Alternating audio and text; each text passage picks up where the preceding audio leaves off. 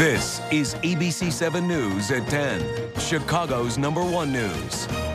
There's a verdict tonight in the trial of an Indiana doctor accused of negligence in the death of a patient. A jury found Mark Weinberger guilty and awarded the patient's family $13 million. Weinberger made international news in 2009 when he was captured while camping in the Italian Alps. He had been on the run for 5 years and has already pleaded guilty in a separate criminal case.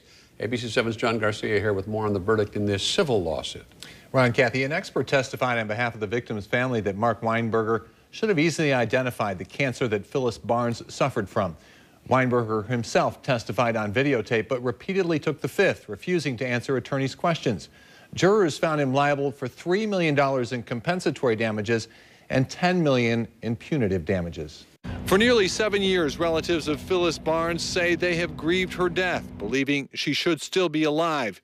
They say former Dr. Mark Weinberger performed unnecessary sinus surgery on her, but failed to recognize early and obvious signs that she actually had cancer. A panel of 8 jurors agreed, awarding the family $13 million in damages.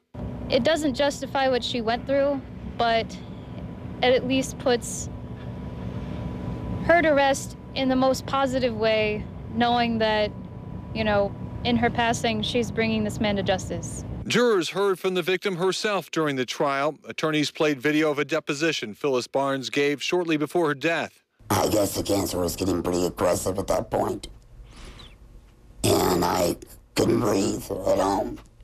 I had to go in the ambulance. Months before Barnes died in 2004, Weinberger went missing during a trip to Europe. Italian police found him and took him into custody 2 years ago.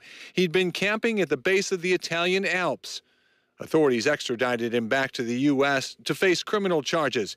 He pled guilty to 22 counts of health care fraud and is facing a 4-year sentence in federal prison. Many of his alleged victims believe that's insufficient.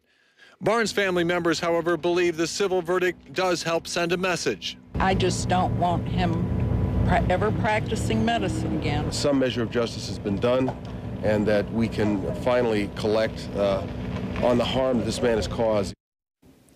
Well, the jury found Weinberger's co-defendant, Joe Klinkenbeard, who was a physician's assistant, not liable in the case.